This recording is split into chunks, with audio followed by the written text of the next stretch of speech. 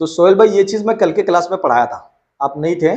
उसमें क्या बोला था मैं कि किसी एक स्टॉक के अंदर, ध्यान दो इधर स्क्रीन पर, किसी एक स्टॉक के अंदर अगर रैली हो रही है, मिसाल के तौर पर इस तरह रैली हो रही है, तो एक अच्छा खासा मोमेंट हो चुका है और उसके बाद हम फिर उम्मीद कर रहे हैं कि प्राइस यहां से जाए ऊपर। कल यही पढ़ाया था ना मैंने, कल ये सिखाया था ना। तो एक तो इतना रैली हो गई और फिर हम उम्मीद कर रहे हैं कि नहीं और ऊपर जाएगा, तो ये उम्मीद गलत है। आप यहां पे ये उम्मीद करो कि अब यहां से फॉल होगा और फिर एक नई रैली की उम्मीद करो, तो सही है। तो जब 1 फरवरी को, कब 1 फरवरी 14 फरवरी सोहेल भाई, हाँ 1 फरवरी को जब आपका एनएफएल ऊपर आया था, तो आपको वहां पे यह देखना था कि प्राइस में रैली कितनी हुई है, एक अच्छी खासी रैली हुई है या नहीं हुई है। अगर रैली हुई है तो आपको यहां पे निकलना चाहिए था और फिर नीचे आने के बाद बाय करना था और फिर एक रैली की उम्मीद करनी थी। लेकिन आपने क्या सोचा कि यहां से यहां तक आई है प्राइस, अब थोड़ा सा तो बचा है, जाएगी, और वो थोड़ा सा के चक्कर में अब फिर थोड़ा सा यहां तक आ गई।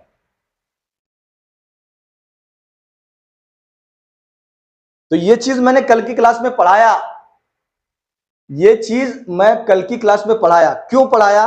क्योंकि मुझे मालूम है, और कल मैंने ये भी कहा था कि आपको ये इतनी जल्दी समझ में नहीं आने वाला है, कम से कम आपको 80% समझ में आएगा, लेकिन 20% गारंटी आप गलती करोगे, इसीलिए कहा था मैंने। कल वाले क्लास वाले मेंबर जितने भी वो ध्यान दो, उनके लिए ये ऐसी गलती होगी आपकी, क्योंकि अरे अरे इतना अच्छा मोमेंट चल रहा है और जाएगा, थोड़ा सा तो बचा है, जाएगा। तो ऐसी गलती कभी मत करना।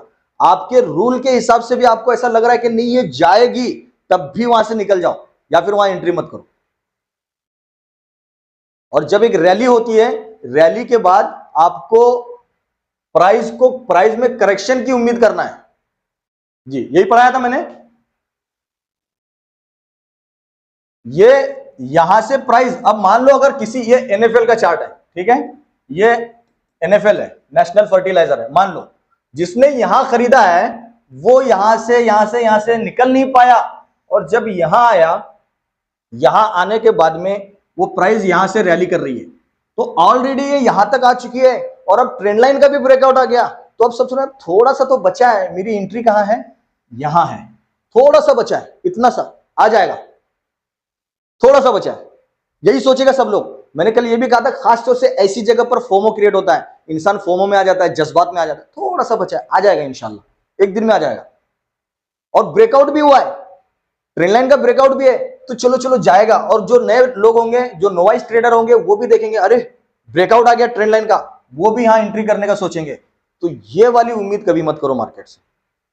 अगर ऐसा रूल के हिसाब से भी कोई ट्रेड मिलता है ना, ब्रेकआउट आता है या ब्रेकडाउन आता है, तब भी एंट्री मत लो। आपको यहां से उम्मीद करना है कि नहीं अब प्राइस फॉल होगी।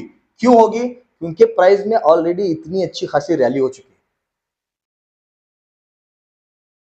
अगर यहां पे ऐसा होता, मिसाल के तौर पर, अगर यहां ऐसा होता कि इस ब्रेकआउट से पहले प्राइस यहां पे हॉल्ट कर रही है और उसके बाद ब्रेकआउट आ रहा है, तब हम बोल सकते थे कि हाँ यहां से यहां तक जाएगा।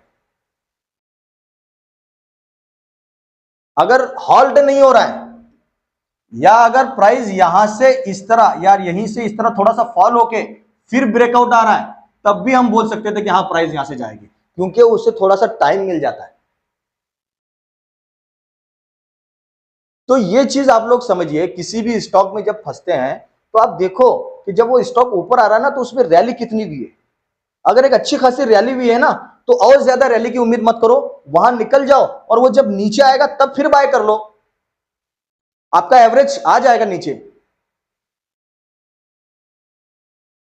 समझ में आया सोहेल भाई?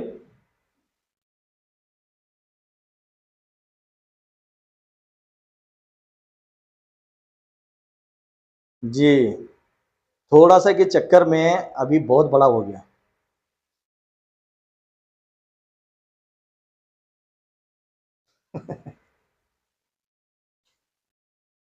चलो एनएफएल, चलो एनएफएल थोड़ा सा चार्ट पे देखते हैं, ठीक है, एक मिनट मुझे दो, मैं चार्ट ओपन करता हूं।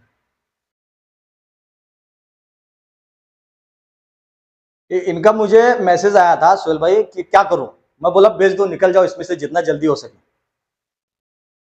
तो बेचारे बात माने तो बचे उसमें से, वरना लॉस होता बहुत। अब ये देखो एनएफएल है, डेली टाइम फ्रेम पे देखते हैं। इसकी थोड़ी सी एनालिसिस करेंगे आज, ताकि आप लोगों को सबको समझ में आएगा क्या है चक्कर। मैं थोड़ा सा रिकॉर्डिंग बंद कर दूं, क्योंकि रिकॉर्डिंग बहुत लंबी हो जाएगी। एक सेकंड ना।